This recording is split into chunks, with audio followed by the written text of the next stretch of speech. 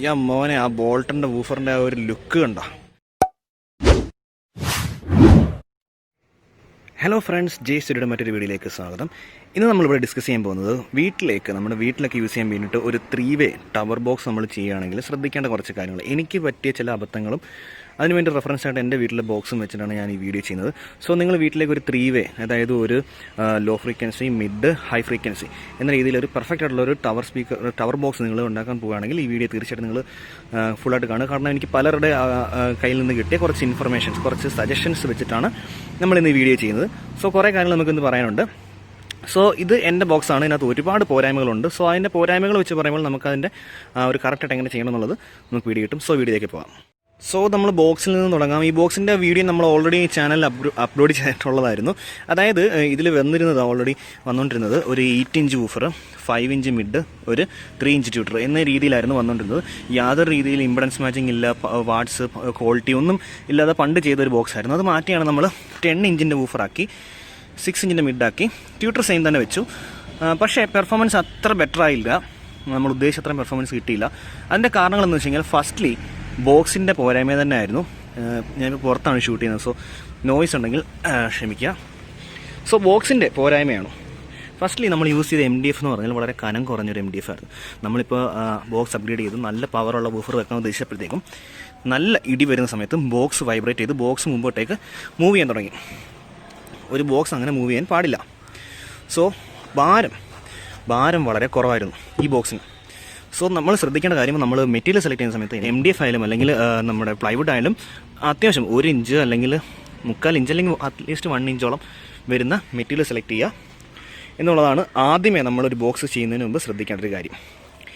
പിന്നെ നമ്മൾ ഉപയോഗിക്കുന്ന വൂഫറിൻ്റെ സൈസും വാട്ട്സും ഒക്കെ അനുസരിച്ച് നമ്മൾ അതിൻ്റെ വോളിയം സെറ്റ് ചെയ്യുക എന്നുള്ളത്. അപ്പോൾ നമുക്ക് നെറ്റിലൊക്കെ നോക്കിയാൽ, ഗൂഗിൾ ചെയ്ത് നോക്കിയാൽ അറിയാൻ പറ്റും. 10 ഇഞ്ച് വൂഫറാണെങ്കിൽ നമുക്ക് എത്ര വോളിയം, അതായത് നമ്മുടെ ബോക്സിൻ്റെ ബാക്കിലേക്കുള്ള വീതി, ഹൈറ്റ് എന്നിവ നെറ്റിൽ നോക്കിയിട്ട് മാത്രമേ നമ്മൾ ചെയ്യണം. നമ്മളിപ്പോൾ ഒരാൾ ഉദ്ദേശിക്കുന്ന ഡിസൈൻ ആയിരിക്കത്തില്ല വേറെ ആൾ ഉദ്ദേശിക്കുന്നത്. എനിക്കിപ്പോൾ ഈ ഒരു ഡിസൈനാണ് ഇഷ്ടം. ചിലരാണെങ്കിൽ വൂഫർ ഇവിടെ, മിഡ് ഇവിടെ, ട്യൂട്ടർ ഇവിടെ, അങ്ങനെ ഒരു രീതിയിൽ ചെയ്യുന്നവരുണ്ട്, പല രീതിയിൽ ചെയ്യുന്നവരുണ്ട്.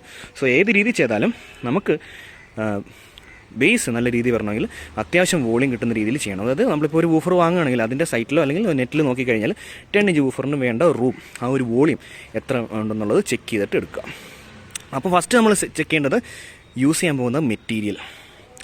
MDF ആയാലും പ്ലൈവുഡ് ആയാലും അത്യാവശ്യം നല്ല കട്ടിയുള്ള, നല്ല വെയിറ്റുള്ള, ബോക്സ് എത്ര ഇടി പുറത്തോട്ട് വന്നാലും ബോക്സ് അനങ്ങാൻ പാടില്ല, ആ രീതിയിലുള്ളൊരു മെറ്റീരിയൽ സെലക്ട് ചെയ്യുക. രണ്ടാമത് ഞാൻ പറഞ്ഞ പോലെ വോളിയം സെലക്ട് ചെയ്യുക. അതായത് നമ്മൾ ഉദ്ദേശിക്കുന്ന ബോക്സിൻ്റെ സൈസ് വൂഫർ വെക്കാൻ പോകുന്ന വൂഫറിനനുസരിച്ച്, അതായത് മിഡ് നോക്കേണ്ട ആവശ്യമില്ല, നമ്മുടെ ലോ വെക്കുന്ന വൂഫറിൻ്റെ സൈസ് അനുസരിച്ച് നമ്മൾ അതിൻ്റെ വോളിയം സെറ്റ് ചെയ്യുക. മൂന്നാമത് നമ്മളിപ്പോൾ ഇൻറ്റീരിയറിലേക്കാണ് പോകുന്നത്. ഇൻറ്റീരിയറിൽ ഞാനിവിടെ നോക്കിക്കഴിഞ്ഞാൽ അറിയാം, ഒന്നും ചെയ്തിട്ടില്ല. അത് വലിയൊരു പോരായ്മയാണ്. ഓൾറെഡി ഹാർഡ്നെസ് വളരെ കുറവാണ്. അതിൻ്റെ കൂടെ ഇൻറ്റീരിയറിൽ യാതൊരു രീതിയിലുള്ള മെറ്റീരിയൽ യൂസ് ചെയ്തിട്ടില്ല. ഇപ്പോൾ റെക്സിനോ അല്ലെങ്കിൽ കോട്ടണോ യാതൊരു രീതിയില്ല, ടെർമോക്കോളോ ഒന്നും യൂസ് ചെയ്തിട്ടില്ല. സോ മാക്സിമം അങ്ങനെയുള്ള മെറ്റീരിയൽസ് യൂസ് ചെയ്യാൻ ശ്രമിക്കുക. അത് പണ്ട് തൊട്ടേ നമുക്ക് അറിയുന്നൊരു കാര്യമാണ്, ഇൻറ്റീരിയറിൽ ടെർമോക്കോൾ വെക്കുമ്പോൾ നല്ല ബേസ് കിട്ടും എന്നുള്ളത്. ബേസിക്കലി നമ്മൾ ശ്രദ്ധിക്കേണ്ട കാര്യം, ലോ ഫ്രീക്വൻസി എടുക്കുന്ന നമ്മുടെ വൂഫറിനോ അതിന് നല്ല സ്പേസ് കൊടുക്കുക എന്നുള്ളതാണ്. ഓക്കെ, ഇൻറ്റീരിയറിനകത്തുള്ള മെറ്റീരിയലാണ് ഉണ്ടാവുന്നത്. അല്ലെങ്കിൽ ഇപ്പോൾ ഇതുപോലെ ചെയ്യുകയാണെങ്കിൽ, കട്ടി കുറഞ്ഞൊരു പ്ലൈവുഡാണ് യൂസ് ചെയ്യുന്നതെങ്കിൽ നമ്മൾ ഇൻറ്റീരിയറിൽ പട്ടിയെ വെച്ചിട്ട് സ്ട്രെങ്ത് കൊടുക്കുക എന്നുള്ളതാണ്. അപ്പോൾ ഇതിനകത്ത് ചെയ്യാൻ പറ്റുന്ന കാര്യം എന്ന് പറഞ്ഞാൽ, ഒരു പട്ടിയിൽ വെച്ച് നമ്മൾ വാളിൽ സ്ട്രെങ്ത് കൂട്ടാൻ വേണ്ടി എന്തെങ്കിലും ചെയ്യുക, അതാണ് മൂന്നാമത്തെ കാര്യം. സോ ഇൻറ്റീരിയൽ നമ്മൾ സൗണ്ട് അബ്സോർവിങ് റെക്സിൻസ് അല്ലെങ്കിൽ കോട്ടൺ അതുപോലുള്ള മെറ്റീരിയൽസൊക്കെ വെച്ച് നല്ല സൗണ്ട്, നല്ല മുഴക്കം വരുത്തിക്കാൻ വേണ്ടി ശ്രമിക്കുക. അതാണ് മൂന്നാമത്തെ കാര്യം. നാലാമത്തെ കാര്യം എയർ ഹോൾ. ഞാനിവിടെ ചെയ്തിരിക്കുന്ന ഏറ്റവും വലിയൊരു പോരായ്മയാണ് എയർ ഹോൾ. ഇതിനകത്ത് എനിക്ക് പറ്റിയ അബദ്ധം എന്ന് വെച്ച് കഴിഞ്ഞാൽ, നമ്മൾ നേരത്തെ ഇരുന്ന വൂഫർ 8 ഇഞ്ചാണ്, വോൾട്ടിൻ്റെ 8 ഇഞ്ച്, മിഡ്, ട്യൂട്ടർ. ഓക്കെ, അതിന് ഭാരകമായ ഇടിയോ ഒന്നുമില്ല. ഞാൻ യൂസ് ചെയ്തിരുന്ന ആംപ്ലിഫയറും വളരെ പവർ കുറഞ്ഞൊരു ആംപ്ലിഫയർ ആയിരുന്നു. സോ അതിന് നമുക്ക് ഒരുപാട് ഇടിയൊന്നും ഇല്ലായിരുന്നു. സോ അതുകൊണ്ട് തന്നെ അന്ന് എനിക്ക് വലിയ പ്രശ്നമൊന്നും തോന്നിയില്ല. പക്ഷേ നമ്മൾ ബോക്സ് അപ്ഗ്രേഡ് ചെയ്ത് 10 ഇഞ്ച് ആക്കിയപ്പോൾ നല്ല ഇടി, നമ്മൾ ആംപ്ലിഫയർ മാറ്റി അഹൂജയുടെ ആംപ്ലിഫയർ യൂസ് ചെയ്യാൻ തുടങ്ങി, നല്ല ബേസ് കയറി വരാൻ തുടങ്ങി. അപ്പോൾ എന്ത് സംഭവിച്ചെന്നുണ്ടെങ്കിൽ, നമ്മുടെ ഈ കുഞ്ഞൻ എയർ ഹോളിൽ കൂടെ നമ്മുടെ എയർ മൊത്തം വന്നില്ല. അത് മാത്രമല്ല, നമ്മൾ എയർ ഹോൾ വെച്ച സ്ഥലവും ഇങ്ങ് മേളിലായിപ്പോയി. അപ്പോൾ എന്ത് പറ്റിയെന്ന് വെച്ച് കഴിഞ്ഞാൽ, നമ്മുടെ ഈ ലോയുടെ നല്ല ഇടി കാരണം നല്ല മൂവ്മെൻറ്റ്, പേപ്പറിന് നല്ല മൂവ്മെൻറ്റ് വന്നപ്പം എയർ പുറത്തേക്ക് പോകാൻ പറ്റുന്നില്ല. അത് കാരണം നമ്മുടെ മിഡിന് യാതൊരു രീതിയിലുള്ള ഇടിയും വരുന്നില്ലായിരുന്നു. പക്ഷേ മിഡ് കിടന്ന് മുമ്പോട്ടും പുറമേട്ടൊക്കെ ആവുകയാണ്. കാരണം എയർ ആ വൂഫറിൽ തള്ളുകയാണ്. സോ എന്ത് ചെയ്യും, സൗണ്ടിന് ഡിസ്റ്റോർഷൻ വന്നു. സോ നമുക്ക് മെയിൻലി നല്ല വോയിസ് കയറി വരുന്നത് നമ്മുടെ മിഡിനകത്തായിരുന്നു. ആ മിഡ് വൂഫർ വെറുതെ കിടന്ന് മുമ്പോട്ടേക്കും പുറമോട്ടേക്കും ആകണം. നമ്മുടെ JBLയിലേക്ക് ബ്ലൂടൂത്ത് സ്പീക്കറിൻ്റെ സൈഡിൽ ഫാൾസ് ആയിട്ട് നമ്മൾ പേപ്പർ വെക്കില്ലേ, അതുപോലെ ഈ വൂഫർ വെറുതെ ഫ്രണ്ടിലേക്കും ബാക്കിലേക്കും മൂവ് ചെയ്ത് സൗണ്ട് ഡിസ്റ്റോർഷൻ ഉണ്ടായിക്കൊണ്ടിരിക്കുകയാണ്. സോ എയർ ഹോൾ വളരെ അത്യാവശ്യമുള്ളൊരു കാര്യമാണ്. അതിനാണ് നമ്മളിപ്പം ഈ ബോക്സിൽ ചെയ്യാൻ പറ്റുന്നത് ഒരു എയർ വെൻറ്റ് വെക്കുക എന്നുള്ളതാണ്. അത് ഇവിടെ വെക്കുന്നതിനോട് എനിക്ക് താല്പര്യമില്ല, കാരണം വെച്ചാലും എയർ ഫുള്ളായിട്ട് വരില്ല. അതുകൊണ്ട് ഞാൻ ഉദ്ദേശിക്കുന്നത് വെച്ച് കഴിഞ്ഞാൽ ഇതിൻ്റെ ബാക്കിൽ ഞാൻ ഈ ബോക്സിൻ്റെ കാര്യമാണ് പറയുന്നത്. ഒരിക്കലും ഇത് നിങ്ങൾ ചെയ്യണമെന്നല്ല. എനിക്കിപ്പോൾ ഈ ബോക്സ് അപ്ഗ്രേഡ് ചെയ്യാനുള്ളൊരു ബഡ്ജറ്റ് കുറവുള്ളതുകൊണ്ട് ഈ ബോക്സിൽ തന്നെ ഞാൻ ഈ ബോൾട്ടൻ്റെ വൂഫർ വെക്കാനാണ് ഉദ്ദേശിക്കുന്നത്. സോ നമ്മൾ ഇവിടെ ആയിട്ട് ഒരു എയർ ഹോൾ ഇടാനാണ് ഉദ്ദേശിക്കുന്നത്. ഡയറക്റ്റ്ലി നമ്മുടെ വൂഫറിൻ്റെ ലോയുടെ എയർ ഫുള്ള് ഇതുവഴി വരാൻ.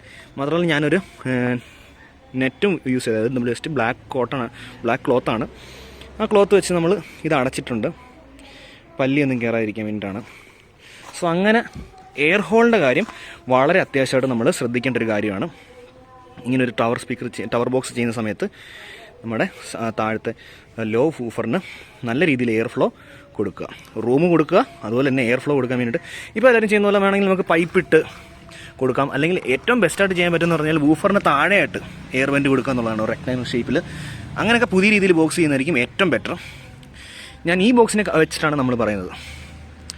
പിന്നെ നമ്മൾ ഉപയോഗിക്കുന്ന നാലാമത്തെ കാര്യം എന്ന് പറഞ്ഞു കഴിഞ്ഞാൽ, അഞ്ചാമത്തെ കാര്യം എത്ര ഓക്കെ എനിവേ, നമ്മൾ ഉപയോഗിക്കുന്ന മിഡ് ഉപയോഗിക്കുന്നത് നല്ല രീതിയിലുള്ള മിഡ് ഉപയോഗിക്കുക. വൂഫർ ഉപയോഗിക്കണമെന്നില്ല, ഒരു ഫുൾ റേഞ്ച് സ്പീക്കർ ഉപയോഗിച്ചാൽ മതി. പക്ഷേ എനിക്കിവിടെ അബദ്ധം പറ്റിപ്പോയത്, നമ്മളിപ്പോൾ യൂസ് ചെയ്യുന്നത് ഇതിൻ്റെ റിവ്യൂ നമ്മൾ ഓൾറെഡി ചെയ്തിട്ടുള്ളതാണ്, ചാനലിൽ കയറി നോക്കാം. ബോൾട്ടൻ്റെ വൂഫറാണ് നമ്മൾ മിഡിനായിട്ട് എടുത്തത്. അത് ഒരു അബദ്ധമായി പോയി. ബോൾട്ടൻ്റെ മിഡ് ഉണ്ടായിരുന്നു. മിഡ് തന്നെ നമുക്ക് വാങ്ങിച്ചാൽ നല്ല ശബ്ദം പുറത്ത് വരുന്ന രീതിയിൽ ചെയ്യാമായിരുന്നു. പക്ഷേ അവിടെ നമുക്കൊരു അബദ്ധം എന്ന് പറയണ്ട, വേണ്ടായിരുന്നു എന്ന് തോന്നി. ഇത് മിഡായിട്ട് യൂസ് ചെയ്യാൻ കുഴപ്പമില്ല, പക്ഷേ നമുക്കതിൻ്റെ ആവശ്യമില്ലായിരുന്നു. മിഡായിട്ട് നമുക്ക് 20 വാട്ട്സിൻ്റെയോ 6 ഇഞ്ച് തന്നെ നമുക്ക് മിഡ് വരുന്നുണ്ടായിരുന്നു, അല്ലെങ്കിൽ 5 ഇഞ്ച് മിഡ് വരുന്നുണ്ടായിരുന്നു. അത് യൂസ് ചെയ്താലും മതിയായിരുന്നു. പിന്നെ എന്തായാലും നമ്മൾ മിഡ് കാണിച്ചതുകൊണ്ട് തന്നെ നമ്മുടെ ലോയും കാണിക്കും. ഇത് നമ്മുടെ 10 ഇഞ്ച് വൂഫർ ബോൾട്ടൻ്റെ ആണ്. സബ് വൂഫർ എന്ന് എഴുതിയിട്ടുണ്ടെങ്കിൽ അത് നോർമൽ വൂഫറായിട്ടാണ് നമ്മൾ യൂസ് ചെയ്യുന്നത്. കാരണം സബ് വൂഫർ എന്ന നിലയ്ക്ക് ഇതിൻ്റെ പെർഫോമൻസ് വളരെ മോശമാണ്. നമ്മളിതിൻ്റെ റിവ്യൂ ചാനൽ ഇട്ടിട്ടുണ്ട്, കയറി നോക്കാം. സോ ഇതാണ് നമ്മൾ ഉപയോഗിക്കാൻ പോകുന്ന 10 ഇഞ്ച് വൂഫർ. 8 ohms ഇമ്പിഡൻസ് ആണ് വരുന്നത്. ഇമ്പിഡൻസിൻ്റെ കാര്യം ഞാൻ പറയാം, അത് നമുക്ക് ഇതിനകത്ത് വരുന്നൊരു പോയിൻ്റാണ്. സോ നമ്മൾ പറഞ്ഞ പോലെ തന്നെ ഇമ്പിഡൻസ് അടുത്ത പോയിൻ്റാണ് നമ്മുടെ ഇമ്പിഡൻസ് എന്ന് പറയുന്നത്. ഇമ്പിഡൻസിനെ കുറിച്ച് പറയുന്നതിന് മുമ്പ് നമുക്ക് ജസ്റ്റ് ഒരു കാര്യം പറയാനുണ്ട്. നമ്മുടെ ക്രോസ് ഓവർ, നമ്മളിപ്പോൾ യൂസ് ചെയ്തിരിക്കുന്ന ക്രോസ് ഓവർ വളരെ മോശമായിട്ടുള്ളൊരു ക്രോസ് ഓവറാണ്. അത് വളരെ ബേസിക് ആയിട്ടുള്ള ക്രോസ് ഓവറാണ്. നിങ്ങൾക്ക് കാണാൻ കഴിയും, 70 രൂപ മാത്രം വിലയുള്ള ഒരു ക്രോസ് ഓവറാണിത്. ഇങ്ങനെയുള്ള ക്രോസ് ഓവർ ഉപയോഗിച്ചാൽ കുഴപ്പമുണ്ടോ എന്ന് വെച്ച് കഴിഞ്ഞാൽ നമുക്ക് ഉദ്ദേശിക്കുന്ന ഒരു പെർഫോമൻസ് കിട്ടും. നമ്മളിപ്പോൾ ബോൾട്ടൺ പോലുള്ള നല്ല വൂഫറൊക്കെ വാങ്ങിച്ച് വെച്ചിട്ട് ഈ ലോ ആയിട്ടുള്ള ക്രോസ് ഓവർ ഉപയോഗിച്ച് കഴിഞ്ഞാൽ നല്ല പെർഫോമൻസ് കിട്ടണമെന്നില്ല. സോ നല്ലൊരു ക്രോസ് ഓവർ സെലക്ട് ചെയ്യുക എന്നുള്ളതാണ് അടുത്ത ഒരു കാര്യം എന്ന് പറയുന്നത്. കറക്റ്റായിട്ട് ലോ ഫ്രീക്വൻസി നമ്മുടെ 10 ഇഞ്ച് വൂഫറിലേക്കും മിഡ് നമ്മുടെ 6 ഇഞ്ച് വൂഫറിലേക്കും ഹൈ ഫ്രീക്വൻസി ട്യൂട്ടറിലേക്ക് കൊടുക്കുന്ന നല്ല ക്രോസ് ഓവർ സർക്യൂട്ട് യൂസ് ചെയ്താൽ നല്ല പെർഫോമൻസ് നമുക്ക് ഈ ടവർ ബോക്സിൽ നിന്ന് കിട്ടും. അപ്പോൾ എയർ ഹോള്, പിന്നെ നമ്മുടെ ക്രോസ് ഓവർ. അതേപോലെ ഇമ്പോർട്ടൻ്റ് ഉള്ള കാര്യമാണ് ഇമ്പിഡൻസ് മാച്ചിങ് എന്ന് പറയുന്നത്. നമുക്കിപ്പോൾ ഏറ്റവും വലിയൊരു അബദ്ധം പറ്റിയത്, നമ്മൾ ഉപയോഗിക്കുന്ന ഈ 10 ഇഞ്ച് വൂഫർ അത് 8 ohmsഉം നമ്മളിവിടെ ഉപയോഗിക്കാൻ വെച്ചിരിക്കുന്ന മിഡ് ഇതിലവർ എഴുതിയിട്ടില്ല, പക്ഷേ അത് കാണാൻ പറ്റും 4 ohmsമാണ്. അപ്പോൾ ആ ഒരു ഇമ്പിഡൻസ് മാച്ചിങ് ഇവിടെ വരുന്നില്ല. എന്നാലും അഡ്ജസ്റ്റ് ചെയ്ത് യൂസ് ചെയ്യാൻ പറ്റും. പക്ഷേ നമുക്ക് ആ ഒരു പക്ക പെർഫെക്റ്റ് ഔട്ട്പുട്ട് കിട്ടത്തില്ല. പക്ഷേ ബോൾട്ടൻ്റെ 4 ohms 10 ഇഞ്ച് വൂഫർ കിട്ടാൻ വളരെ പാടാണ്. ആകെ അവൈലബിൾ ആയിട്ടുള്ളത് ഈ 8 ohms സബ് വൂഫറാണ്. നമ്മൾ ബോൾട്ടൻ്റെ ഒരു ഫാൻ ആയതുകൊണ്ടാണ് ബോൾട്ടൻ്റെ വൂഫർ തന്നെ സെലക്ട് ചെയ്ത് വാങ്ങിയത്. ഇല്ലെങ്കിൽ നമുക്ക് സ്വീറ്റൺ, അല്ലെങ്കിൽ ഇപ്പോൾ ഫിലിപ്സ് ഒന്നും അവൈലബിൾ അല്ല, അല്ലെങ്കിൽ പല കമ്പനികളുണ്ട്. ഇപ്പോൾ അവാർഡ്, അല്ലെങ്കിൽ ഡെയിൻറ്റി, അങ്ങനെയുള്ള പല കമ്പനികളുടെ വൂഫറും സ്പീക്കറും ഒക്കെ അവൈലബിൾ ആണ് വാങ്ങാം. പക്ഷേ നമ്മൾ ബോൾട്ടൻ്റെ ആ ഒരു 90s ഒരു നൊസ്റ്റാൾജി കിടക്കുന്നതുകൊണ്ട് അത് വാങ്ങി. ഓക്കെ, അപ്പം ഇമ്പിഡൻസ് മാച്ചിങ് ക്രോസ് ഓവർ. അപ്പോൾ ആ ക്രോസ് ഓവർ നമ്മളിപ്പോൾ 8 ohms ലോയും മിഡും 8 ohms ആണ് ഉപയോഗിക്കുന്നത്. ട്യൂട്ടറും 8 ohms ഉപയോഗിച്ചെങ്കിൽ 8 ohmsൻ്റെ തന്നെ ക്രോസ് ഓവർ യൂസ് ചെയ്യാൻ ശ്രമിക്കുക. അതാണ് അപ്പോൾ ഇത്രയും കാര്യങ്ങൾ ശ്രദ്ധിക്കുക. അതുപോലെ ഇനി അടുത്ത കാര്യം ട്യൂട്ടറും നല്ല ക്വാളിറ്റിയുള്ള, ഇതിപ്പം അത്യാവശ്യം കുഴപ്പമില്ലാത്ത ഓഡിയോക്സ് എന്ന് പറയുന്നൊരു ബ്രാൻഡാണ്. ഞാനിതിൻ്റെ റിവ്യൂ ഓൾറെഡി ഇട്ടിട്ടുണ്ട്. 240 രൂപയാണ് വില. നമ്മളിപ്പോൾ ഇത് 3 ഇഞ്ച് സൈസ് ആയതുകൊണ്ട് നമുക്ക് ഇതിനകത്ത് വെക്കാൻ പറ്റില്ല, കാരണം ഇതിൻ്റെ ഹോൾ 3 ഇഞ്ചാണ്. അതുകൊണ്ടാണ് ഞാൻ റെഫറൻസിന് വേണ്ടി അഴിച്ച് കാണിച്ചതാണ്. ഇങ്ങനെ ഇരിക്കും അതിൻ്റെ ഒരു ലുക്ക് എന്ന് പറയുന്നത്. അത്യാവശ്യം മോശമാണെന്നെങ്കിലും അഡ്ജസ്റ്റ് ചെയ്ത് പോവാം. ഈ എയർ ഹോളിന് ഏകദേശം ഇത്രയും വലിപ്പമെങ്കിലും വേണമായിരുന്നു. ഈ ഒരു ഹോൾ കൊണ്ട് ഈ വൂഫറിൻ്റെ ഇടിയൊന്നും താങ്ങാൻ പറ്റില്ല. അതുകൊണ്ട് തന്നെ ബോക്സ് മുമ്പോട്ടേക്കും പുറമോട്ടേക്കും നല്ല രീതിയിൽ വൈബ്രേറ്റ് ചെയ്ത് പോകുമായിരുന്നു. സോ അതൊരു പോരായ്മയാണ്. സോ ഇത്രയും കാര്യങ്ങൾ ശ്രദ്ധിക്കേണ്ട കാര്യമാണ്. ഒന്ന്, മെറ്റീരിയൽ നല്ല കട്ടിയുള്ള മെറ്റീരിയൽ ഉപയോഗിക്കുക. 2, വോളിയം നല്ല രീതിയിൽ വോളിയം കൊടുക്കുക. അതായത് സ്പേസ്, നമ്മുടെ വൂഫറിന് നല്ല രീതിയിൽ ശബ്ദം കൊണ്ടുവരാൻ, ഇടി കൊണ്ടുവരാൻ സ്പേസ് കൊടുക്കുക.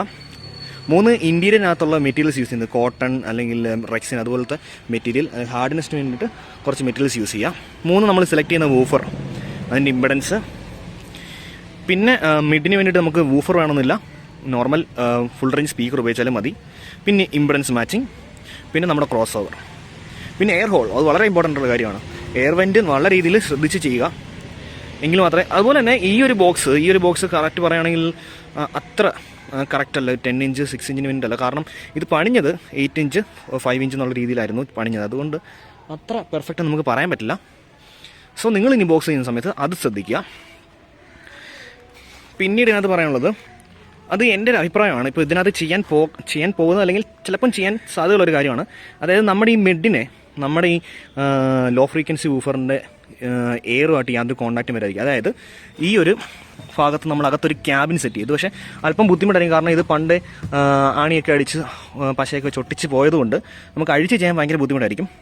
ഇതിനൊരു ക്യാബിൻ നമ്മുടെ മിഡിനും ട്യൂട്ടർ ഇപ്പം പേപ്പർ ടൈപ്പ് ട്യൂട്ടർ ആണെങ്കിൽ അങ്ങനെ ചെയ്യണമായിരുന്നു. ഇതിപ്പോൾ സാധാ ട്യൂട്ടർ ആണെങ്കിൽ അത്യാവശ്യം കുഴപ്പമില്ല. പിന്നെ നമ്മൾ യൂസ് ചെയ്യുന്ന ട്യൂട്ടർ പീസോ ടൈപ്പ് യൂസ് ചെയ്യേണ്ട ആവശ്യമില്ല. പീസോ ടൈപ്പ് ഒന്നും അത്ര നല്ല ക്വാളിറ്റി സൗണ്ട് പുറത്തേക്ക് വിടില്ല. മാഗ്നറ്റുള്ള ടൈപ്പ് ട്യൂട്ടർ, ഇതിപ്പം അടിപൊളിയൊന്നും എനിക്ക് പറയാൻ പറ്റില്ല.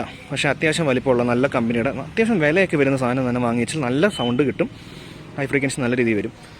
സോ പീസോ ടൈപ്പ് ഒഴിവാക്കുക മാക്സിമം. പിന്നെ ഞാൻ ഈ പറഞ്ഞ പോലെ ഇതിന് ക്യാബിൻ കൊടുത്തു കഴിഞ്ഞാൽ ആ ഒരു എയർ ഈ ഒരു നമ്മൾ പറഞ്ഞ മിഡിലേക്ക് വന്ന് തട്ടി അതിൻ്റെ പേപ്പർ മുമ്പോട്ടേക്കും പുറമോട്ടാകുന്ന ഒരു പ്രോബ്ലം നമുക്ക് ഒഴിവാക്കാൻ പറ്റും. ഒന്നെങ്കിൽ ഇവിടെ ഒരു പാർട്ടീഷൻ ഇടുക, ഈ മിഡിനും ലോയ്ക്കും ഇടയ്ക്ക് ഒരു പാർട്ടീഷൻ ഇടുക. അപ്പോൾ ഉള്ള പ്രശ്നം എന്ന് പറഞ്ഞാൽ നമുക്ക് എന്താണ് ലോയ്ക്ക് സ്പേസ് കുറയും. ഒന്നെങ്കിൽ നമ്മൾ എന്താ ചെയ്യേണ്ട, ഈ മിഡും ട്യൂട്ടറും മേളിൽ കൊണ്ടുവന്നിട്ട് നമ്മുടെ ലോയ്ക്ക് അത്യാവശ്യം നല്ല സ്പേസ് കൊടുക്കുക. ചിലരങ്ങനെ ചെയ്യുന്നുണ്ട്. എന്താണ്, 3 ഏറ്റവും മുകളിലിട്ടിട്ട് ഈ മിഡിന് താഴെ ഒരു പാർട്ടീഷൻ കൊടുക്കും. അപ്പം നമ്മുടെ മെയിൻ വൂഫറിന് അത്യാവശ്യം നല്ല സ്പേസ് കിട്ടും. അപ്പോൾ നല്ല ഇടി നമുക്ക് കിട്ടും. ആ രീതിയിൽ നല്ല എയർ ഹോൾ ഇട്ട് കഴിഞ്ഞാൽ നല്ല പെർഫോമൻസ് നമുക്ക് നമ്മുടെ ഈ ടവർ ബോക്സിൽ നിന്ന് കിട്ടും. സോ ഗൈസ്, അത്രേ ഉള്ളൂ. എനിക്ക് പറ്റിയ അബദ്ധത്തിൽ നിന്ന് ഞാൻ പഠിച്ച കുറച്ച് കാര്യങ്ങളാണ് നമ്മൾ ഷെയർ ചെയ്തത് ടവർ ബോക്സ് ഉണ്ടാക്കുന്ന സമയത്ത്. സോ എന്തായാലും എനിക്കിപ്പം ഒരു ബഡ്ജറ്റ് കുറവുള്ളതൊന്നും നമുക്ക് ഈ ഒരു ബോക്സിനകത്ത് തന്നെ ഇത് വെക്കേണ്ട ഒരു അവസ്ഥ വന്നിരിക്കുകയാണ്. പക്ഷേ നമ്മൾ ഭാവിയിൽ നമ്മൾ നല്ലൊരു ടവർ ബോക്സ് നമ്മൾ പണിയും. ഈ സെയിം വൂഫർ വെച്ചിട്ട് ട്യൂട്ടർ മാറ്റും. ഒന്നുകിൽ ബോട്ടൺ തന്നെ, അല്ലെങ്കിൽ നല്ല ക്വാളിറ്റി ഉള്ളൊരു ട്യൂട്ടറും അതേപോലെ ക്രോസ് ഓവർ ഉപയോഗിച്ചിരിക്കുന്ന ക്രോസ് ഓവർ മാറ്റും. നല്ല വയറിംഗ് ഒക്കെ ഇട്ട് ഇൻറ്റീരിയറൊക്കെ നല്ല രീതിയിലുള്ള കോട്ടൺ റെക്സിനൊക്കെ ഉപയോഗിച്ച്, അതുപോലെ തന്നെ ഫ്രണ്ടിൽ നമ്മൾ മേലിൽ ഉപയോഗിക്കുന്ന അത് അത്യാവശ്യം നല്ല ക്വാളിറ്റി ഉള്ള റെക്സിന് ഉപയോഗിക്കുക. പിന്നെ കോർണർ ഞാൻ വാങ്ങിയിട്ടുണ്ട്. കോർണറും കൂടി ഉപയോഗിച്ചാൽ, കാരണം MDF പോലത്തുള്ള മെറ്റീരിയൽസ് എന്ന് പറഞ്ഞു കഴിഞ്ഞാൽ ഇതിപ്പോൾ നിങ്ങൾക്ക് കാണാൻ പറ്റും, വെള്ളം വീണ് കുതിർന്നതാണ്. MDF ചെതലരിക്കില്ല എന്നാണ് പറയുന്നത്, പക്ഷേ എൻ്റേത് ചെതലരിച്ചു. ഈ സൈഡൊക്കെ നല്ല രീതിയിൽ ചെതലരിച്ച് പോയി, പൊടിഞ്ഞു പോവാണ്. സോ ഒന്നുകിൽ അത് ക്വാളിറ്റിയുള്ള MDF ആയിരിക്കത്തില്ല. സോ മെറ്റീരിയൽ നല്ല ക്വാളിറ്റി ഉള്ളത് തിരഞ്ഞെടുക്കുക എന്നുള്ളതാണ് ഇതിനകത്ത് ഏറ്റവും ശ്രദ്ധിക്കേണ്ട ഒരു കാര്യം. സോ അത്രേ ഉള്ളൂ. ഇനി ഞാൻ ജസ്റ്റ് വൂഫറൊക്കെ ഒന്ന് വെച്ചിട്ടൊന്ന് കാണിക്കുക ഇതിൻ്റെ ഒരു ലുക്ക്. അതുപോലെ തന്നെ നമ്മൾ നെറ്റ്, ഞാനിപ്പോൾ ഇവിടെ യൂസ് ചെയ്യുന്ന 10 ഇഞ്ച് 6 ഇഞ്ചിൻ്റെ നെറ്റ് നമ്മൾ വാങ്ങിയിട്ടുണ്ട്. ഞാൻ അതിനകത്ത് കറുത്ത തുണി വാങ്ങിച്ചൊട്ടിച്ചു. പൊടി കയറാതിരിക്കുക എന്നുള്ള ഉദ്ദേശമാണ്.